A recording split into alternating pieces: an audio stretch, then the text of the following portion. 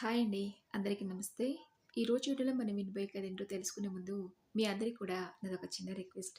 కొత్తగా మన ఛానల్ చూసిన వాళ్ళు తప్పకుండా ఒక లైక్ చేసి మీ ఫ్రెండ్స్‌కి, ఫ్యామిలీ మెంబర్స్‌కి షేర్ చేయండి. అలాగే ఇలాంటి మీరు మంచి మంచి కథలు వినాలనుకుంటే ఛానల్‌ని వెంటనే సబ్స్క్రైబ్ చేసుకొని పక్కనున్న బెల్ ఐకాన్‌ని క్లిక్ చేయండి. మరి ఇప్పుడు లేట్ చేయకుండా కథలోకి వెళ్ళిపోదాం. ఉదయాన్నే రెడీ అయ్యి ఆఫీస్‌కి బయలుదేరిన శ్రీధర్ డైనింగ్ టేబుల్ వద్ద కూర్చుని టిఫిన్ తింటున్న తన తల్లిదండ్రులతో, అమ్మా, నాన్న, సాయంత్రం నేను ఆఫీస్ నుంచి వచ్చేసరికి మీరిద్దరూ రెడీగా ఉండండి, బయటికి వెళ్దాం అంటూ చెప్పి వెళ్ళిపోబోతుంటే, ఎక్కడికి రా అడిగాడు శ్రీధర్ తండ్రి విశ్వనాథం. వచ్చాక చెప్తాను కదా నాన్న, మీరైతే సాయంత్రం 5 గంటలకల్లా రెడీగా ఉండండి అని చెప్పి గోడకు తగిలించి ఉన్న కీ స్టాండ్ నుంచి బైక్ కీస్ తీసుకుని బయటికి నడిచాడు. ఏంటండి, ఎక్కడికి తీసుకెళ్తున్నాడో చెప్పకుండా రెడీగా ఉండమంటున్నాడు? ఎక్కడికై ఉంటుంది అడిగింది విశ్వనాథం భార్య కౌసల్య. అందుకు విశ్వనాథం, నాకు మాత్రం ఏం తెలుసు కౌసల్య, నీతో చెప్పినట్టే నాకు కూడా చెప్తున్నాడు కదా, రెడీగా ఉండండి అని అన్నాడు. ఇంతలో వంటగది నుంచి బయటకు వచ్చిన రాజీ, అత్తయ్య, మావయ్య, మీకు ఇంకేమైనా కావాలా? కాఫీ చేసి ఫ్లాస్క్లో పోసుంచాను, మీరు టిఫిన్ చేయడం పూర్తయ్యాక కాఫీ తాగండి అని గబగబా బెడ్రూమ్లోకి వెళ్ళి బట్టలు మార్చుకుని వచ్చి హ్యాండ్ బ్యాగ్ని భుజానికి తగిలించుకొని, నేను ఇక వెళ్ళొస్తాను అత్తయ్య అంటూ స్కూల్కి రెడీ అవుతున్న తన 6 ఏళ్ల కొడుకు చింటూని, ఒరే చింటూ, అయిందా నీ రెడీ అవటం? అవతల ఆటో వచ్చే టైం అయింది, త్వరగా కానివ్వు అంది రాజీ. ఒక్క నిమిషం మమ్మీ అంటూ గబగబా షూ వేసుకుని స్కూల్ బ్యాగ్ తీసుకుని బయలుదేరుతూ, బాయ్ నేనమ్మా, బాయ్ తాతయ్య అంటూ తలతో బయలుదేరాడు చింటూ. బయటికి వెళ్తున్న కోడల్ని, అదేంటి రాజీ, రోజు ముగ్గురు కదా, ముగ్గురు కలిసే కదా వెళ్ళేది, ఈరోజు శ్రీధర్ వేరుగా మీరిద్దరు వేరుగా వెళ్తున్నారేంటి అడిగింది కౌసల్య. అందుకు రాజీ, ఈరోజు చింటూ బర్త్డే కదా అత్తయ్య, వాడి క్లాస్మేట్స్ అందరికీ చాక్లెట్స్, పెన్స్ పంచుతాడట, అవన్నీ టీచర్కి అప్పగించి రావడానికి ఆలస్యం అవుతుంది కదా, మీ అబ్బాయికి ఇవాళ ఆఫీస్లో ముఖ్యమైన మీటింగ్ ఏదో ఉందట, అందుకే త్వరగా వెళ్ళాడు, నేను చింటూ కలిసి ఆటోలో వెళ్తున్నాం. సరే అత్తయ్య, ఇప్పటికే ఆలస్యం అవుతుంది, మేము ఇక బయలుదేరుదాం, మీరు తలుపేసుకోండి అని చెప్పి రాజీ చింటూని తీసుకొని బయటికి నడిచింది. అలా కొడుకు కోడలు మనవడు వెళ్ళిపోవడంతో ఇల్లంతా ఖాళీగా అయిపోయింది. కౌసల్య టిఫిన్ తిని తనది భర్తది ప్లేట్ సింక్లో వేసి చిందరవందరగా ఉన్న కిచెన్ని సర్ది హాల్లోకి వచ్చింది. రోజులాగే టీవీ చూస్తూ కాలక్షేపం చేసి సాయంత్రం 4 అయ్యేసరికి భర్తకి కాఫీ ఇస్తూ శ్రీధర్ ఆఫీస్ నుంచి వచ్చేసరికి రెడీ అయి ఉండమన్నాడు కదా, మీకు గుర్తుందా అడిగింది కౌసల్య. గుర్తుంది కౌసల్య, అయినా నాదేముంది, బట్టలు మార్చుకోవడమే కదా, 5 నిమిషాల్లో అయిపోతుంది, ముందు నువ్వు రెడీ అవ్వు అన్నాడు విశ్వనాథం. నాది అంతే, ఈ చీర మార్చుకోవడమే కదా, ఎంతసేపు పడుతుంది అని ఇద్దరు కాఫీ తాగి శ్రీధర్ ఆఫీస్ నుంచి వచ్చేసరికి రెడీ అయి ఉన్నారు. ఇంతలో రాజీ ఆఫీస్ నుంచి వచ్చి చింటూ స్కూల్ నుంచి కూడా వచ్చేశారు. కాసేపట్లో శ్రీధర్ కూడా ఆఫీస్ నుండి వచ్చి, అమ్మా, రెడీ అయ్యారా, ట్యాక్సీ వచ్చేసింది, రాజీ త్వరగా పద అని హడావుడి చేశాడు. అసలు ఎక్కడికో చెప్పకుండా ఏంటని హడావుడి అడిగితే కౌసల్య. ఇంతలో విశ్వనాథం, ఇంకెక్కడికే ఉంటుంది కౌసల్య, ఇవాళ మన చింటుగాడి బర్త్డే కదా, ఈ సినిమాకో రెస్టారెంట్కో అయి ఉంటుంది అన్నాడు. అబ్బా నాన్న, బయటికి రావంటే అక్కడికేనా, ఇంకెక్కడికి ఉండదా అన్నాడు. మరి ఎక్కడికో చెప్పొచ్చు కదరా అడిగాడు విశ్వనాథం. చెప్తే కానీ వచ్చేలా లేరు కదా అని విసుక్కుంటూ, మనం అమీర్పేటలో ఉన్న సాయి వృద్ధాశ్రమానికి వెళ్తున్నానన్నా అన్నాడు శ్రీధర్. కొడుకు మాటలకి విశ్వనాథం, కౌసల్య ఒకరి మొహం ఒకరు చూసుకుంటూ ఇంటి ముందు ఆగి ఉన్న ట్యాక్సీ వైపు నడిచారు.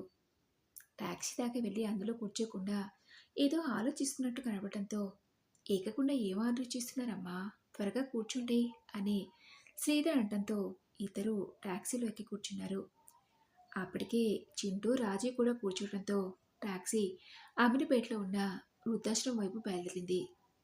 శ్రీధర్ ఉంటున్న ఇంటి నుంచి ఓ 40 నిమిషాల ప్రయాణం చేయగా అమీర్పేటలో ఉన్న సాయి వృద్ధాశ్రమం వచ్చింది. దిగండి నాన్న అని శ్రీధర్ కార్ డోర్ తెరుస్తూ చెప్పడంతో విశ్వనాథం, కౌసల్య కిందికి దిగారు. మళ్ళీ ఒకరి మొహాలు ఒకరు చూసుకుంటూ, ఒరే శ్రీధర్, మమ్మల్ని ఇప్పుడు ఇక్కడికి ఎందుకు తీసుకొచ్చారా? కొంపతీసి నన్ను మీ అమ్మని ఈ వృద్ధాశ్రమంలో జాయిన్ చేయటం లేదు కదా? అడిగాడు విశ్వనాథం. చాచా, అవే మాటలు నానా. ఇవాళ మన చింటూ పుట్టినరోజు సందర్భంగా ఇక్కడ ఉన్న వాళ్ళందరికీ భోజనాలు ఏర్పాటు చేయించాను నాన్నా. ఈ పూటకు వీళ్ళందరి భోజనాలు ఖర్చు మనదే అన్నాడు శ్రీధర్. ఏంట్రా ఇది? మాకొక మాటని చెప్పలేదు అడిగాడు విశ్వనాథం. ఊరికి నాన్నా, అయినా ఇదంతా మీరు నేర్పించింది కదా.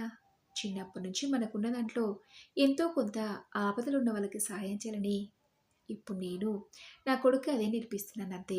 పదండి, ఈరోజు వీళ్ళందరి మధ్య కూర్చుని భోజనం చేసే అవకాశం మనకు వచ్చిందనుకుంటూ ఆశ్రమం గేటు వైపు నడిచాడు శ్రీధర్.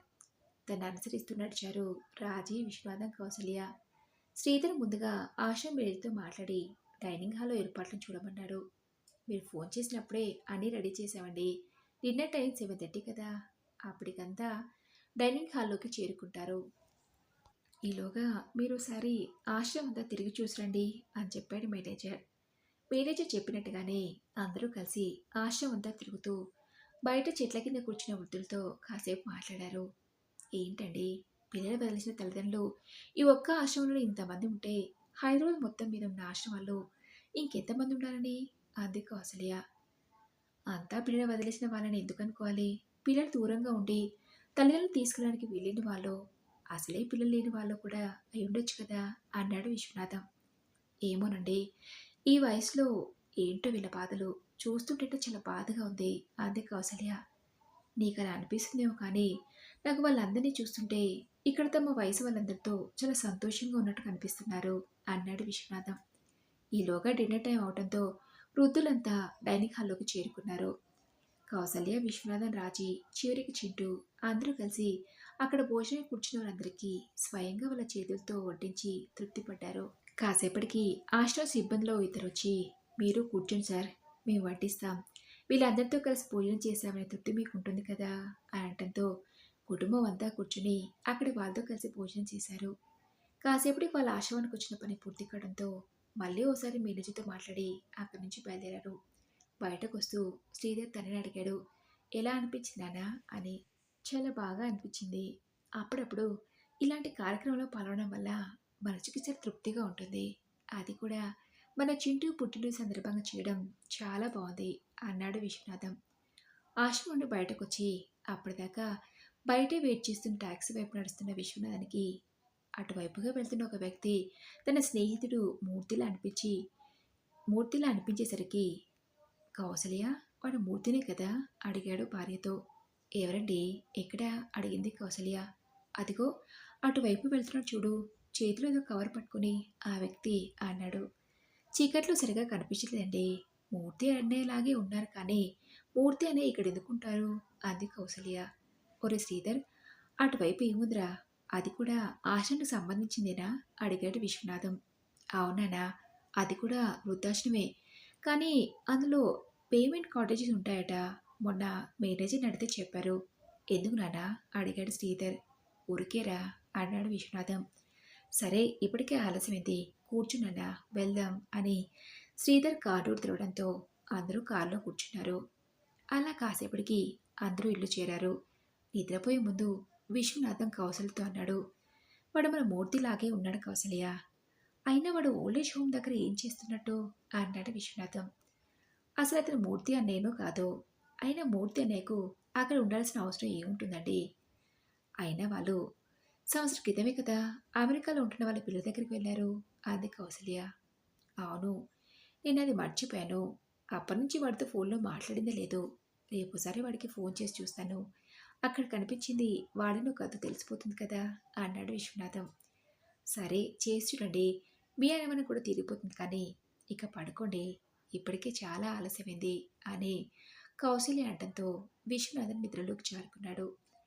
ఆ మరుసటి రోజు ఉదయం 8 గంటకల్లా తన స్నేహితుడు మూర్తికి ఫోన్ చేశాడు విశ్వనాథం. ఏరా, ఇన్నాళ్ళ గుర్తొచ్చానా? నేనైతే నన్ను ఇంకా పూర్తిగా మర్చిపోయి ఉంటావేమోనని అందుకే ఫోన్ చేయట్లే అనుకున్నాను అన్నాడు మూర్తి.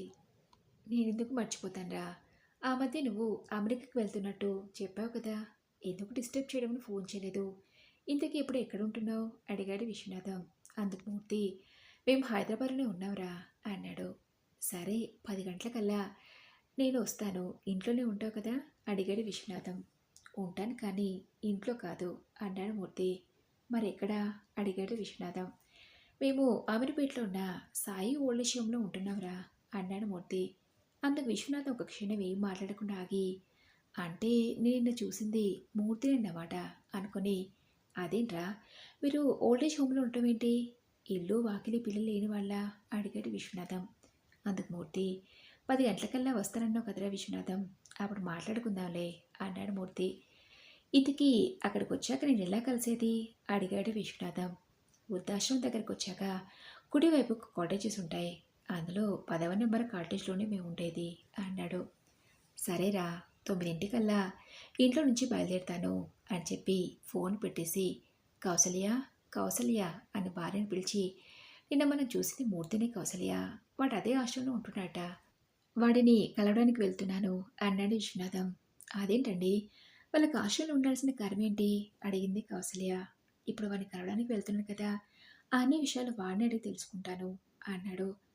ఇంకేముంటుంది అడిగి తెలుసుకోవడానికి? ఉన్న ఇల్లు అమ్మి డబ్బులు ఇవ్వమని కొడుకులిద్దరూ అడిగి ఉంటారు. వాళ్ళు కోరుకున్నట్టే పిల్లలకు డబ్బిచ్చి తీరా వాళ్ళు చూడటం కుదరదు అనేసరికి ఆశలో ఉంటున్నారేమో. రోజు ఎన్ని చూడటం లేదు వినటం లేదు అంది. అబ్బా, ఆపుతావా? అసలు విషయం ఏంటో వాడిని కలిస్తే తెలిసిపోతుంది కదా. సరే, నాకు టిఫిన్ రెడీ చెయ్యి, స్నానం చేసుకుని వస్తా అని చెప్పి విశ్వనాథం గదిలోకి వెళ్ళాడు. మూర్తికి చెప్పినట్లే 10:00కల్లా విశ్వనాథం మూర్తి ఉండే ఆశ్రమంలోని కాటేజీ వద్దకు వెళ్ళాడు. నిన్న చూసిన ఆశ్రమం వాతావరణానికి ఇక్కడికి చాలా తేడా ఉంది. ఎటు చూసినా పచ్చని చెట్లు, అందులోనూ ఓ చిన్న గుడి, క్లినిక్, రసోయి గారి పేరిట కిచెన్, వేరి పారేసినట్టుగా దూర దూరంగా కాటేజెస్, మధ్యలో పచ్చని గడ్డి, చుట్టూ రంగురంగుల పూల మొక్కలు, వాటి మధ్య అందంగా డిజైన్ చేయబడిన చెక్క బెంచీలు, వాటిలో కూర్చుని కబుర్లు చెప్పుకుంటూ తమ తోటి వయసు వాళ్ళు, చూడపోతే వాళ్ళంతా బాధ్యతలు తీరిపోయి ఇక మిగిలిన జీవితం మాకు నచ్చినట్టుగా సంతోషంగా గడుపుతామన్నట్టు అందరి పెదల మీద చిరునవ్వు. ఒకసారిగా విశ్వనాథంకి అక్కడి వాతావరణం చూశాక మరో కొత్త ప్రపంచంలా అనిపించింది. విశ్వనాథం మూర్తి ఉండే కాటేజ్ దాకా వెళ్ళాల్సిన అవసరం లేకుండానే మూర్తిని ఎదురుగా వచ్చాడు. ఏంట్రా, ఎలా ఉన్నావు? 10:00కల్లా వచ్చేసానన్నావు, మరి ఇంత ఆలస్యమైందేంటి? అడిగాడు మూర్తి. అందుకు విశ్వనాథం, బస్సులో వచ్చాను కదా, అందుకే ఆలస్యమైంది. కానీ అసలు మీరిక్కడ ఉంటావేంటి? అమెరికాకి వెళ్తున్నామని చెప్పారు కదా అడిగాడు విశ్వనాథం. రాగానే మొదలు పెట్టేశావా నీ ప్రశ్నల వర్షం? ముందెలరా, కూర్చో, చెప్తాను కానీ అని ఆ పక్కన ఉన్న ఓ చెక్క బెంచి వైపుకు వెళ్ళి కూర్చుని, మేము అమెరికాకి వెళ్ళింది నిజమే కానీ అక్కడే శాశ్వతంగా ఉండిపోవడం వెళ్ళలే కదా. పిల్లలు అమ్మని కూల చేస్తున్నారని వెళ్ళాం. ఇద్దరు కొడుకుల దగ్గర 6 నెలలుండి తిరిగి వచ్చేసాన్రా. నెల క్రితమే ఉన్న ఇంటిని అమ్మి ఇక్కడ ఒక కాటేజ్ కొనుక్కున్నాం. ఇక మా మిగిలిన జీవితం అంతా ఇక్కడే గడపనని అన్నాడు మూర్తి. అదేంట్రా, కలలో పెట్టుకుని చూసుకునే ఇద్దరు కొడుకులుండి కూడా నువ్వు ఇలాంటి నిర్ణయం తీసుకోవడం ఏంటి? పిల్లలు ఏమైనా డబ్బు కావాలని అడిగారా? అందుకే ఇంటిని అమ్మేశావా అడిగాడు. డబ్బా, అయినా వాళ్ళకి ఏం తక్కువని 2 చేతులతో సంపాదిస్తున్నారు అన్నాడు మూర్తి. మరి ఇంటిని ఎందుకు అమ్మేశావు అడిగాడు విశ్వనాథం. ఏంటో, ఈ వయసులో పిల్లలు మా దగ్గర లేకపోవడంతో ఒంటరిగా అనిపిస్తుంది. మన కోసం వాళ్ళని ఇక్కడికి రమ్మనలేం, మనము వాళ్ళ దగ్గరికి వెళ్ళి ఉండలేము. అక్కడి కల్చర్, వాతావరణానికి అడ్జస్ట్ కాలేం. లంకంత ఇంట్లో ఇద్దరమే బిక్కు బిక్కు అంటూ ఉండలేక మా వయసు వాళ్ళతో సంతోషంగా మిగిలిన జీవితాన్ని గడపాలని నిర్ణయించుకున్నాం. చూసావు కదా, ఇక్కడి వాతావరణం ఆహ్లాదకరంగా ఉంది. వీళ్ళందరి మధ్య ఉంటే మన చిన్నతనంలో ఉమ్మడి కుటుంబాల్లో ఉన్నంత సంతోషంగా ఉంది. ఇంటిని మించిన సౌకర్యాలు, ఇక్కడి మనుషులు. మా బంధువులు ఒక ఆయన చెప్తే తెలిసింది ఈ ఆశ్రమం గురించి. అందుకే ఇంటిని అమ్మేసి ఇందులో ఉంటున్నాం. చూడు, ఇక్కడ ఉన్న వాళ్ళంతా మనలాగే పెద్ద పెద్ద ఉద్యోగాలు చేసి రిటైర్ అయిన వాళ్ళు. వాళ్ళ దగ్గర డబ్బు లేకో పిల్లలు చూడకను కాదురా, ప్రశాంతమైన వాతావరణం మధ్య అందరూ కలిసి ఓ కుటుంబంలా జీవించడం మా అందరికీ చాలా సంతోషంగా ఉంది. అందుకే ఇక్కడ చేరిపోయాం. ఎవరికి ఏ చిన్న కష్టం వచ్చినా మేము ఉన్నామని ధైర్యం చెప్పి అందరం తోడుగా ఉంటాం. కాలక్షేపానికి లైబ్రరీ, ప్రార్థన మందిరం, అందరం కలిసి వారంలో 2 సార్లు సోషల్ సర్వీస్లో పాల్గొనడం బాగుందిరా విశ్వనాథం. రిటైర్మెంట్ తర్వాత ఎవరైనా ఇంతకన్నా ఏం కోరుకుంటారు అన్నాడు మూర్తి. మొత్తానికి నీకిక్కడే నచ్చిందంటావు అడిగాడు విశ్వనాథం. అవునరా, నేను మీ చెల్లెలు చాలా సంతోషంగా ఉన్నాం అని చెప్పాడు మూర్తి. అవును, ఇంతకీ చెల్లెమ్మెక్కడా అడిగాడు విశ్వనాథం. రేపు వాళ్ళ మేనకోడలు సీమంతమని ఒకరోజు ముందుగానే వెళ్ళింది. సాయంత్రం కల్లా నేను వెళ్ళాలి అని చెప్పి రారా, అలా ఆశ్రమంతా ఒకసారి తిరిగి చూసిద్దామని మూర్తి పిలవడంతో ఇద్దరు అలా మాట్లాడుకుంటూ ఆశ్రమంతా ఓ రౌండ్ వేసొచ్చారు. బాగుందిరా మూర్తి, నువ్వు చెప్పినట్టే ఈ వయసులో ఎవరైనా ఇంతకంటే ఏం కోరుకుంటారు? చూస్తుంటే నాకు ఇక్కడే ఓ కాటేజ్ కొనుక్కుని మరీ ఉండాలనిపిస్తుంది, కానీ నాకు ఇలాంటి అవకాశం లేదు. ఇంతకాలంగా కొడుకు కోడలు మనవడితో కలిసి ఉంటున్నాం, వాళ్ళని వదిలి రాలేనురా అన్నాడు విశ్వనాథం.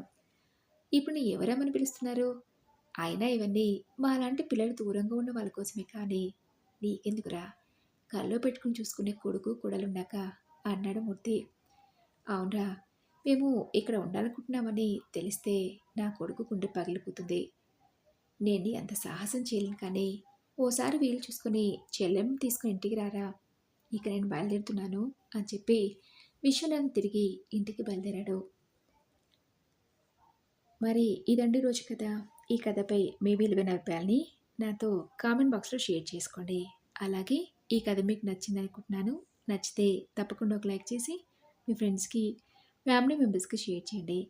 అలాగే ఇలాంటి మరిన్ని మంచి మంచి కథలు వినాలనుకుంటే ఛానల్ని వెంటనే సబ్స్క్రైబ్ చేసుకొని పక్కన ఉన్న బెల్ ఐకాన్ని క్లిక్ చేయండి. నెక్స్ట్ వీడియోలో మరొక మంచి కథతో కలుసుకుందాం. Thank you for listening.